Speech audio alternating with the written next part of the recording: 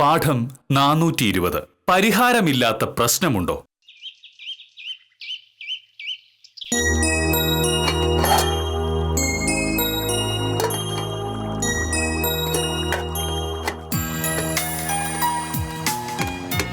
ഹമേ, ഞാൻ ഇറങ്ങുക.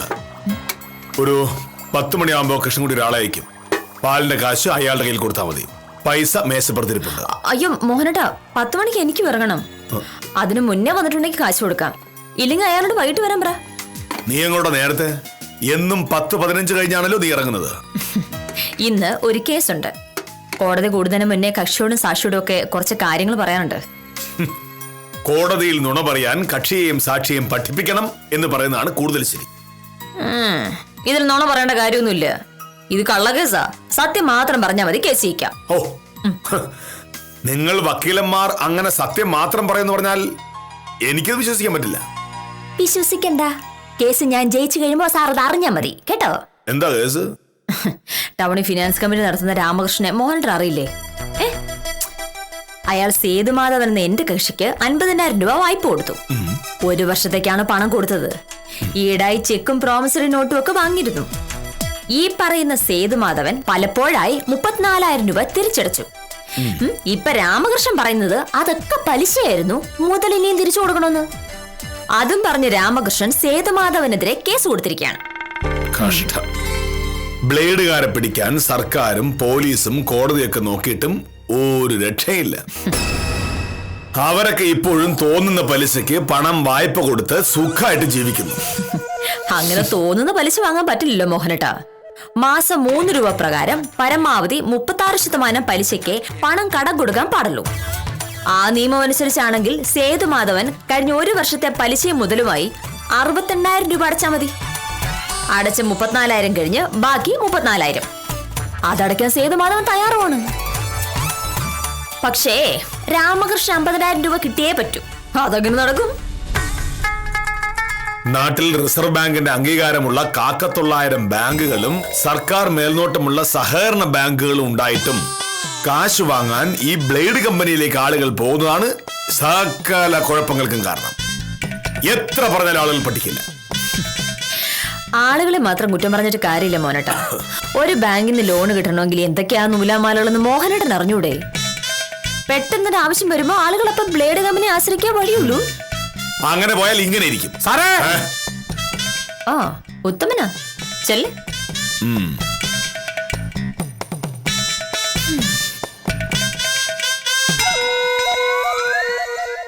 നമസ്കാരമുണ്ട് സാർ. നമസ്കാരം. ഉത്തമൻ, രാവിലെ എനിക്ക് സാറിന്റെ ഒരു സഹായം വേണമായിരുന്നു. എന്ത് സഹായം? അല്ല സാറേ, ഞാൻ സാറിനോട് പറഞ്ഞായിരുന്നു എന്റെ വീടിനോട് ചേർന്ന് കിടക്കുന്ന ഒരു 4 സെന്റ് സ്ഥലം വാങ്ങുന്ന കാര്യം. നമ്മുടെ പുഷ്കറിന്റെ സ്ഥലേ. എനിക്ക് ഓർമ്മയുണ്ട്. ഉത്തമൻ ആ സ്ഥലത്തിന് എന്തോ അഡ്വാൻസ് കൊടുത്തിരുന്നല്ലോ. അതെ സാർ, 4 സെന്റ് 3.5 ലക്ഷം രൂപയാണ് പറഞ്ഞത്. അന്ന് എന്റെ കയ്യിലുണ്ടായിരുന്ന 1 ലക്ഷം രൂപ അഡ്വാൻസ് കൊടുത്തു. ബാക്കി കാശ് കൊടുക്കേണ്ടത് നാളെയാണ്. പക്ഷെ ഞാൻ വിചാരിച്ചിട്ടൊരു 1.5 ലക്ഷം രൂപയെ ശരിയായുള്ളൂ. 1 ലക്ഷം രൂപയുടെ കുറവുണ്ട്.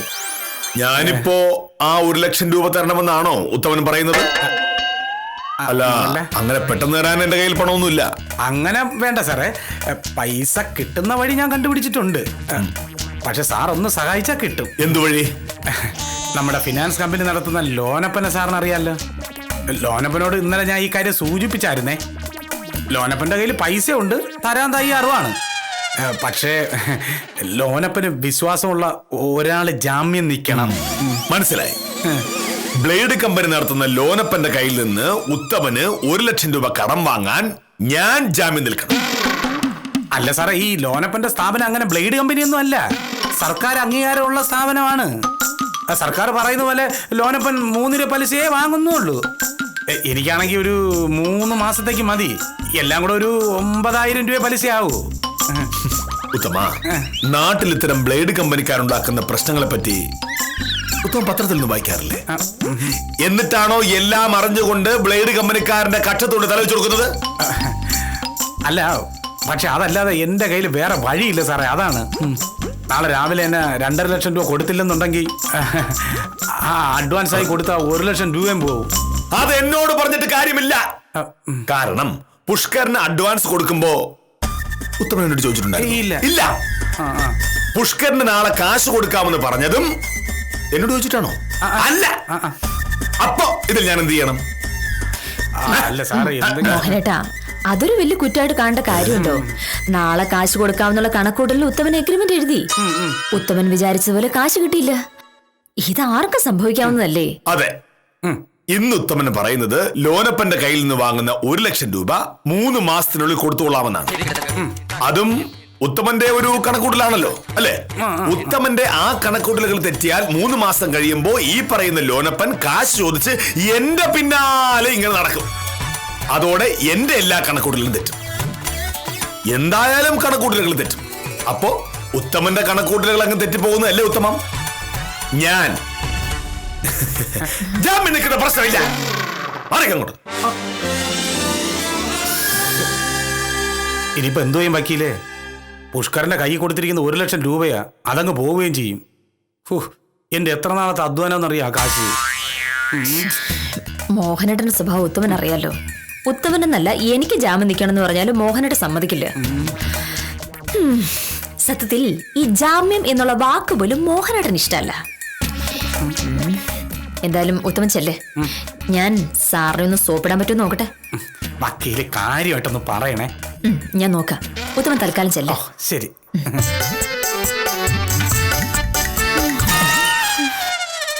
അകത്തേക്ക് പോയി ആ കടുവയെ ഞാൻ എങ്ങനെ സോപ്പിടാനാണ്? നോക്കാം.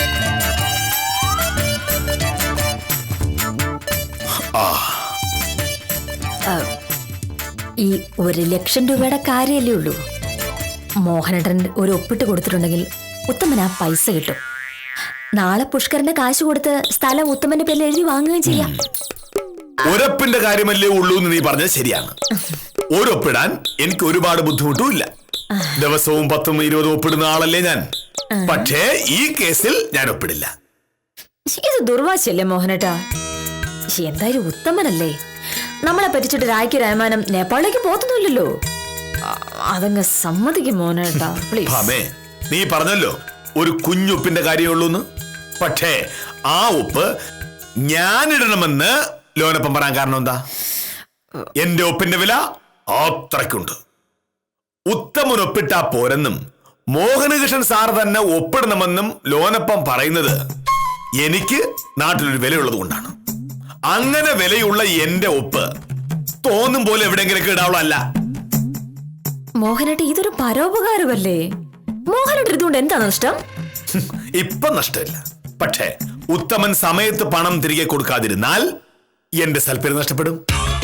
ചിലപ്പോ 1 ലക്ഷം രൂപയും നഷ്ടപ്പെടും. എന്തൊരു കഷ്ടമാണ് മോഹനേട്ട. ആർക്കും ഉപകാരമില്ലാത്ത ഈ സൽപ്പേരും കെട്ടിപ്പിടിച്ചോണ്ട് നടന്നിട്ട് എന്തെങ്കിലും കാര്യമുണ്ടോ? അത്രയ്ക്ക് വിഷമമാണെങ്കിൽ നീ അങ്ങ് ഒപ്പിട്ടോട്. ലോകത്തിലെ ഏറ്റവും വലിയ വക്കീലാണെന്നും നാട്ടുകാർക്ക് മുഴുവൻ നിന്നെ പെരുത്ത ബഹുമാനമാണെന്നൊക്കെയാണല്ലോ നീ പറയാറുള്ളത്.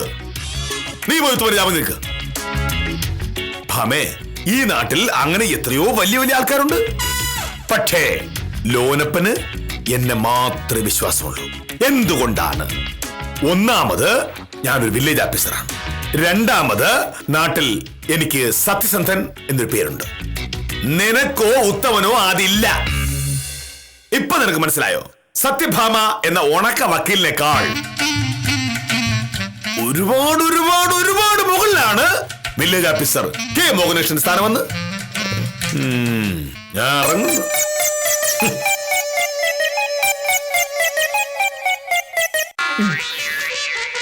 എന്നാ പിന്നെ സത്യഭാമ ആരാണെന്ന് കാണിച്ചുതരാം.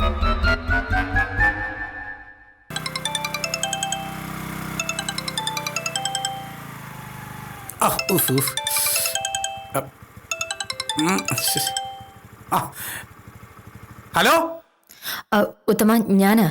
എന്തായി വക്കീലെ, സാറ് സമ്മതിച്ചാ? എവിടുന്ന്? മനുഷ്യന് ഗുണമുള്ള ഒരു കാര്യം പറഞ്ഞിട്ടുണ്ടെങ്കിൽ വില്ലേജ് ഓഫീസർ അത് സമ്മതിക്കില്ല എന്നുള്ള കാര്യം ഉത്തമ അറിഞ്ഞൂടെ? അയ്യോ, ഇനിയിപ്പോ എന്ത് ചെയ്യും വക്കീലെ? ഉത്തമ, മോഹനേട്ടൻ ജാമ്യം നിന്നാൽ മാത്രമേ ലോനപ്പം കാശ് തരുമെന്നാണോ? അല്ല, അങ്ങനെ ചോദിച്ചാ വേറെ ആരെങ്കിലും മതിയായിരിക്കും. പക്ഷെ എനിക്ക് മോഹനേട്ടൻ സാറിന്റെ അത്രയും അടുപ്പമുള്ള വേറെ ആയിരിക്കുന്നു. അതുകൊണ്ടാ. ഞാനൊപ്പിട്ടാലോ? വക്കീലോ? ഞാനൊപ്പിട്ട എന്താ പ്രശ്നം? അല്ലത് മോഹനേട്ടൻ സാർ സമ്മതിക്കൂ? ഇക്കാര്യത്തിൽ മോഹനേട്ടന്റെ സഹായം എനിക്ക് വേണ്ട. ഞാൻ ജാമ്യം നിൽക്കാം. കാശ് തരാൻ പറ്റുമെന്ന് ലോനപ്പനോട് ചോദിക്കുക. അത് ഞാൻ ചോദിച്ചോളാം വക്കീലെ. വക്കീല് മതിയായിരിക്കും ചിലപ്പോ. എങ്കിൽ പിന്നെ ഞാൻ വരാം. 10 മണി കഴിയുമ്പോഴേക്കും ഞാൻ ഇറങ്ങും. വഴിയിൽ എവിടെയെങ്കിലും വെച്ച് കാണാൻ പറ്റുമെന്ന് ലോനപ്പനോടൊന്ന് ചോദിച്ചു നോക്ക്. വക്കീലെ, ഇത് പ്രശ്നം ആവൂലല്ലോ അല്ലേ? എന്ത് പ്രശ്നം? എന്ത് പ്രശ്നം ഉണ്ടായാലും ഞാൻ നോക്കിക്കോളാം. ഓ ഓ ആ പിന്നെ മോഹനേട്ടൻ ഒപ്പിടാൻ സമ്മതിച്ചില്ല എന്ന് ലോനപ്പനോട് പറയണ്ട. ഞാനും മോഹനേട്ടനും തമ്മിൽ ഇക്കാര്യത്തിൽ വെറുതെ വഴക്കുണ്ടാക്കിയത് ലോനപ്പന് തോന്നണ്ടല്ലോ. ആ ആ ആ ആ ശരി വക്കീലെ, ഓക്കെ.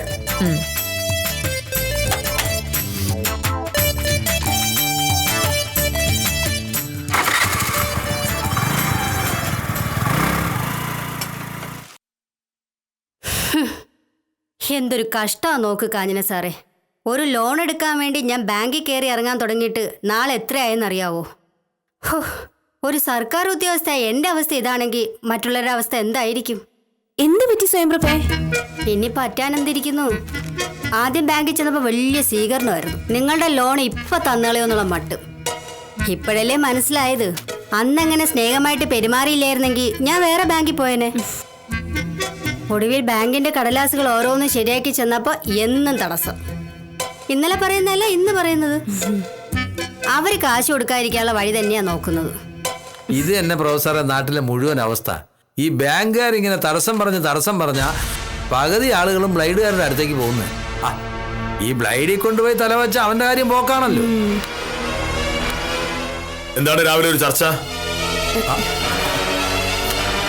ഞാൻ ലോണിൽ അപേക്ഷിച്ചിരുന്നു സാറേ. അതിനുവേണ്ടി നടപ്പ് തുടങ്ങിയിട്ട് മാസം 2 ഇപ്പൊ അവര് പറയുക ഞാൻ ചോദിച്ച കാശ് തരാൻ അവർക്ക് പറ്റില്ലാന്ന്. ഇതാദ്യം പറഞ്ഞിരുന്നെങ്കിൽ ഞാൻ വേറെ ഏതെങ്കിലും ബാങ്കിൽ പോവായിരുന്നു. നമുക്കൊരു ആവശ്യം വരുമ്പോ സഹായിക്കാൻ ബ്ലേഡുകാരെ കാണൂ. അതുകൊണ്ടാ ആളുകൾ മുഴുവൻ ബ്ലേഡുകാരുടെ പുറകെ പോകുന്നത്. അതെ, സഹായം എന്ന് പറയരുത്. നമ്മുടെ ഗതികേടിനെ ചൂഷണം ചെയ്ത് അവർ നമ്മളെ പറ്റിക്കാണ്. ആ ഗതികേട് ആരുണ്ടാക്കുന്നതാ? നമ്മുടെ നാട്ടിലെ വലിയ വലിയ ബാങ്കുകൾ. അവർക്ക് മനുഷ്യരെ സഹായിക്കാനുള്ള മനസ്സുണ്ടെങ്കിൽ ഇതൊന്നും നടക്കില്ല. അത് മാത്രമല്ല സാറേ, പെണ്ണിനെ കെട്ടിച്ചു വിടാൻ ഒരു ലോൺ എടുക്കാൻ ചെന്നാൽ കല്യാണം കഴിഞ്ഞ് പെണ്ണ് പെറ്റ് കൊച്ചിന് എഞ്ചിനീയറിംഗിന് അഡ്മിഷൻ കിട്ടുന്ന സമയത്ത് ബാങ്കിൽ നിന്ന് ലോൺ കിട്ടും. അതുകൊണ്ട് ഞാനിപ്പോ ബാങ്കിലേക്കൊന്നും പോകാറില്ല. ബ്ലൈഡുകാരുടെ കൂട്ടത്തിലും മാന്യന്മാരുണ്ട് സാർ. ഉദാഹരണത്തിന് നമ്മുടെ ലോനപ്പൻ ചേട്ടൻ. മാന്യമായ പലിശ, അന്തസ്സുള്ള പെരുമാറ്റം. വീട്ടിലെ ATM ലോനപ്പൻ ചേട്ടൻ. ശിശുപാല, നമ്മൾ സർക്കാർ ഉദ്യോഗസ്ഥരാണ്. സർക്കാർ തന്നെ ബ്ലേഡുകാരെ പിടിക്കാൻ നടക്കുമ്പോ നമ്മളെ പോലുള്ളവർ തന്നെ ബ്ലേഡുകാരിൽ നിന്ന് കാശ് വാങ്ങുന്നത് മര്യാദയാണ്. കാര്യം നടക്കണ്ടേ സാറേ? അപ്പൊ ഇതും വേണ്ടി വരും. തൽക്കാലം ആ പ്രശ്നം വിട്ട് ഇവിടെ നിന്ന് ജോലിയാ നോക്ക്. മാസാമാസം നിങ്ങൾക്ക് സർക്കാർ ശമ്പളം എണ്ണി തരുന്നത് ജോലി ചെയ്യാനാണ്, ഇവിടെ നിന്ന് ചർച്ച ചെയ്യാനല്ല.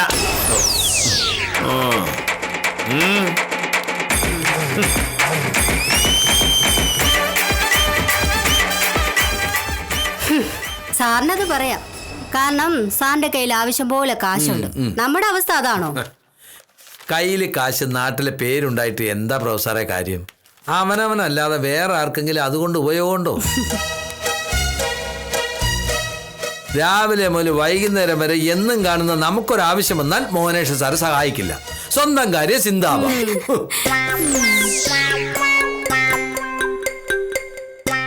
വക്കീലെ, പറയുമ്പോൾ വേറൊന്നും വിചാരിക്കരുത്.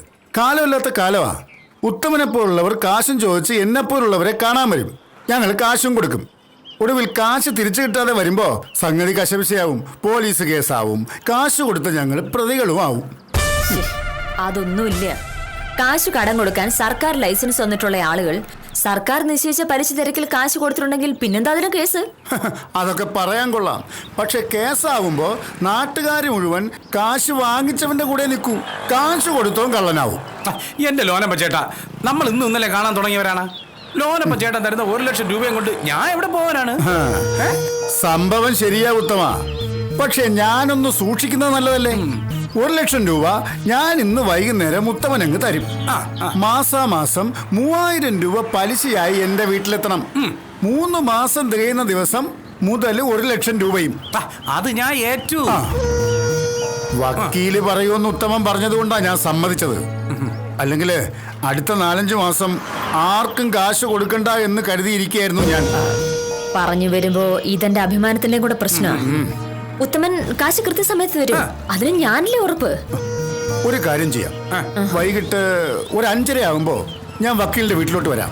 അവിടെ വെച്ച് ഉത്തമന്റെ കാശ് തരാം. അല്ല, എന്തോ ജാമ്യം ഒപ്പിടണോന്ന് പറഞ്ഞു. ഞാൻ വൈകിട്ട് വക്കീലിന്റെ വീട്ടിലോട്ടാണല്ലോ വരുന്നത്. ഇവിടെ നിന്ന് അധികം സംസാരിക്കാതിരിക്കുന്നതാണ് നല്ലത്. ഞാനും വക്കീലും ഇവിടെ നിന്ന് പരസ്യമായി സംസാരിക്കുന്നത് കണ്ട ഞാൻ ഏതോ കേസിൽ പെട്ടിരിക്കുകയാണെന്ന് നാട്ടുകാർ കരുതൂ. അപ്പൊ ശരി ലോനപ്പൻ ചേട്ടാ, വൈകുന്നേരം കാണാം.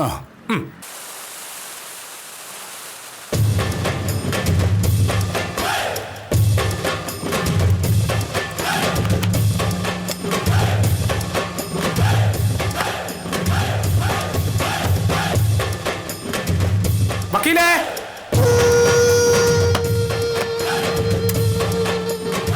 നമസ്കാരം വക്കീലേ. ഞങ്ങളിതാ കൃത്യസമയത്ത് തന്നെ വന്നു. മണി ഏതാണ്ട് 5:30 ആയി. നിങ്ങളെന്താ വരാത്തെന്ന് ഞാൻ ആലോചിക്കായിരുന്നു. അപ്പോ ഇനി എന്താണ് ലോനപ്പ ചേട്ടാ ചെയ്യേണ്ടത്? ഇനി എന്ത് ചെയ്യാനാ? ഉത്തമൻ ചോദിച്ച 1,00,000 രൂപ ഇവിടെ വെച്ച് ഞാൻ ഉത്തമനെ ഏൽപ്പിക്കുന്നു. അത്രേ ഉള്ളൂ. എന്നാൽ വക്കീല് ചെയ്തത് വളരെ ഉപകാരമായി. ഇന്ന് ഈ കാശ് എന്റെ കയ്യിൽ കിട്ടിയില്ല എന്നുണ്ടെങ്കിൽ ആ ഭൂമി വാങ്ങാന്നുള്ള സ്വപ്നവും തകർന്നേനെ. പുഷ്കറിന് ഞാൻ കൊടുത്ത 1,00,000 രൂപ അഡ്വാൻസും പോയേനെ. ചില സമയത്ത് നമുക്ക് ഇങ്ങനെയൊക്കെ തീരുമാനിക്കേണ്ടി വരും ഉത്തമ. ഇന്ന് ഈ കാശ് ഉത്തമന്റെ കയ്യിൽ കിട്ടുക എന്നുള്ളത് ഉത്തമനെക്കാട്ടിലും എന്റെ ആവശ്യമായിരുന്നു. ഇത്രയും കാലം ഈ നാട്ടിൽ താമസിച്ചിട്ട് നമുക്കും ഒരു വിലയൊക്കെ ഉണ്ടെന്ന് ചിലരറിയണമല്ലോ.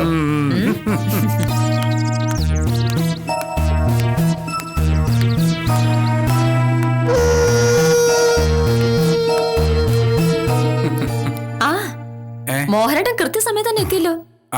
സത്യം പറയാലോ ഉത്തമ, വൈകിട്ട് 5:30 എന്ന് ഞാൻ സമ്മതിക്കാനുള്ള കാരണം തന്നെ മോഹനേട്ടൻ വന്നിട്ട് പൈസ കൈമാറാലോ നോക്കാം. ഞാൻ പറയാം മോഹനേട്ടാ, ഉത്തമൻ പുഷ്കറിന്റെ കയ്യിൽ നിന്ന് വാങ്ങിയ 4 സെന്റ് ഭൂമിയുടെ ആധാരമാണ് നാളെ. പുഷ്കറിന് കൊടുക്കാനുള്ള കാശിൽ 1,00,000 രൂപയുടെ കുറവ് വന്നതിന്റെ പേരിൽ നാട്ടിലുള്ള പല യോഗ്യന്മാരോടും ഉത്തമൻ കാശ് ചോദിച്ചു. ആരും കൊടുത്തില്ല. അങ്ങനെയാണ് ഫിനാൻസ് കമ്പനി നടത്തുന്ന ഈ ലോനപ്പൻ ചേട്ടനോട് കാശ് ചോദിച്ചത്. അപ്പൊ ലോനപ്പൻ ചേട്ടൻ പറഞ്ഞു ജാമ്യത്തിന് ആള് വേണമെന്ന്.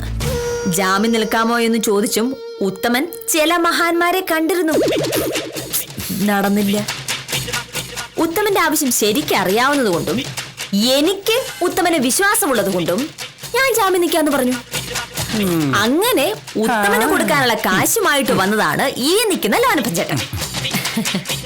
അപ്പോ ഈ കാശ് ഐശ്വര്യമായിട്ടൊക്കെ വാങ്ങുത്തമ. അയ്യോ, വലിയ ഉപകാരം. ഉപകാരമൊക്കെ ഇരിക്കട്ടെ, പറഞ്ഞ സമയത്ത് പലിശ മുതലും കിട്ടണം. അത്രേ ഉള്ളൂ എനിക്ക്. അതൊക്കെ ഞാൻ തരും. ഇനി ഞാൻ എവിടെ ഒപ്പിടണ്ടെന്ന് പറഞ്ഞിട്ടുണ്ടെങ്കിൽ ഒപ്പൊക്കെ ഇട്ടു വക്കീലേ. ഒപ്പിട്ടോ? ആര്? മോഹനകൃഷ്ണ സാറ്. എന്റെ വക്കീലേ, ജാമ്യത്തിന് ആളെ കിട്ടിയില്ലെങ്കിലും ചിലപ്പോ ഞങ്ങൾ കാശ് കൊടുക്കും. പക്ഷേ ഒരു വക്കീലിന്റെ ജാമ്യത്തിൽ കാശ് കൊടുക്കുന്ന പ്രശ്നമേ ഇല്ല. ജാമ്യം ഒപ്പിട്ട വക്കീല് തന്നെയാവും ഒടുവിൽ ഞങ്ങൾക്കെതിരെ കേസുമായി വരുന്നത്. വെറുതെ കൈയിരിക്കുന്ന കാശ് കൊടുത്ത് കടിക്കുന്ന പട്ടിയെ വാങ്ങണോ? അപ്പോ ഞാൻ ജാമ്യം നിന്നാ മതി എന്ന് പറഞ്ഞത്. സത്യഭാമ വക്കീലാണ് ജാമ്യമെന്ന് ഉത്തമൻ പറഞ്ഞപ്പോ എനിക്ക് സമാധാനമായി. വക്കീല് മോഹനകൃഷ്ണ സാറിന്റെ ഭാര്യയാണല്ലോ. മോഹനകൃഷ്ണ സാറിനെ പോലെ എനിക്ക് വിശ്വാസമുള്ള ഒരാൾ ഈ നാട്ടിൽ വേറെ ഇല്ല. ഞാൻ വഴിയിൽ വെച്ച് വക്കീലിനെ കണ്ട ശേഷം നേരെ വില്ലേജ് ഓഫീസിൽ ചെന്ന് സാറിനെ കണ്ടു. സാറിന്റെ ഭാര്യ ഉത്തമന് ജാമ്യം എന്ന് പറഞ്ഞു. അപ്പോ സാറ് പറഞ്ഞു, അവള് ജാമ്യം നിൽക്കുന്നതും ഞാൻ ജാമ്യം നിൽക്കുന്നതും ഒരുപോലെയല്ലേ, ഞാൻ ഒപ്പിട്ട് തരാമെന്ന്. സാർ ഒപ്പിട്ടു. അതുകൊണ്ടല്ലേ ഞാൻ കാശുമായിട്ട് ഇങ്ങോട്ട് വന്നത്. പിന്നെ ഉത്തമ പറഞ്ഞ കാര്യം ഓർമ്മയുണ്ടല്ലോ, പലിശയുടെ മുതലിന്റെയും കാര്യം ഓർമ്മയുണ്ട്. അപ്പോ മാസം 3000 രൂപ പലിശ എന്നത് 2000 രൂപയാക്കിയിട്ടുണ്ട്. അതും മോഹനേഷ് സാറ് പറഞ്ഞതുകൊണ്ട്. സാർ ഒരു കാര്യം പറഞ്ഞ എനിക്ക് കേൾക്കാതിരിക്കാൻ പറ്റുമോ? അപ്പോ വരട്ടെ. ഓക്കല്ലേ?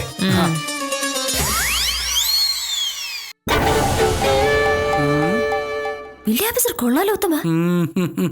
നമ്മൾ മനസ്സിൽ കണ്ടത് ആശ മാനത്ത് കണ്ടു. അല്ലെങ്കിലും മോഹനയുടെ സാറ് ഭയങ്കര സ്നേഹമുള്ളവനാണെന്ന് എനിക്ക് നേരത്തെ അറിയായിരുന്നു. മനുഷ്യനായാലേ ഇങ്ങനെ വേണം. സാറിനെ പോലൊരു ഭർത്താവിനെ കിട്ടിയത് വക്കീലിന്റെ ഭാഗ്യം. എന്നാ വരട്ടെ. കൊള്ളാലോ.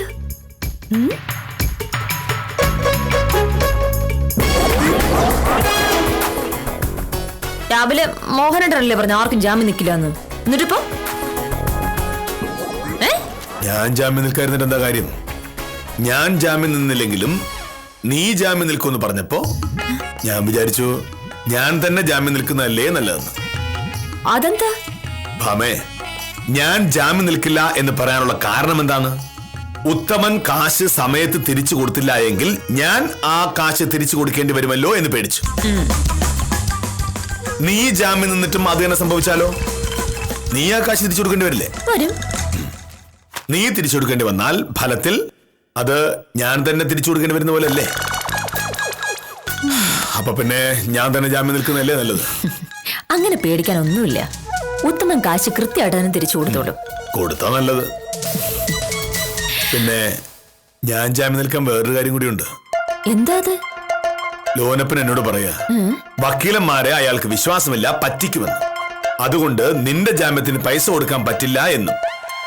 അപ്പൊ ഞാൻ പറഞ്ഞു ഈ വക്കീൽ പറ്റിക്കില്ല, സംശയം ഉണ്ടെങ്കിൽ ഈ ജാമ്യം നിൽക്കുന്ന വക്കീലിന് ഞാൻ ജാമ്യം നിൽക്കാമെന്ന്. അങ്ങനെ പറഞ്ഞു? അങ്ങനെ പറയണമല്ലോ. നിനക്ക് ഞാനല്ല പിന്നെ ആരാ ജാമ്യം? മോഹനകൃഷ്ണൻ ഇങ്ങനെയുമാണ്. പുറമേ വാശിക്കാരനും ദേഷ്യക്കാരനുമാണെങ്കിലും ഉള്ളിൽ ആളൊരു പരമസാധുവാണ്. ഉത്തമനെ സഹായിക്കണമെന്ന വലിയ ചിന്തയൊന്നും മനസ്സിലില്ലെങ്കിലും സത്യഭാമയെ ആരെങ്കിലും പരിഹസിക്കുന്നത് കഥാനായകന് പിടിച്ചില്ല എന്ന് വരും. എന്തായാലും ഉത്തമന്റെയും സത്യഭാമയുടെയും ലോനപ്പന്റെയും ഒക്കെ പ്രശ്നങ്ങൾക്ക് ഒറ്റയടിക്ക് പരിഹാരം കണ്ട വില്ലേജ് ഓഫീസറെ പ്രശംസിച്ച് ഇന്നത്തേക്ക് വിടാം.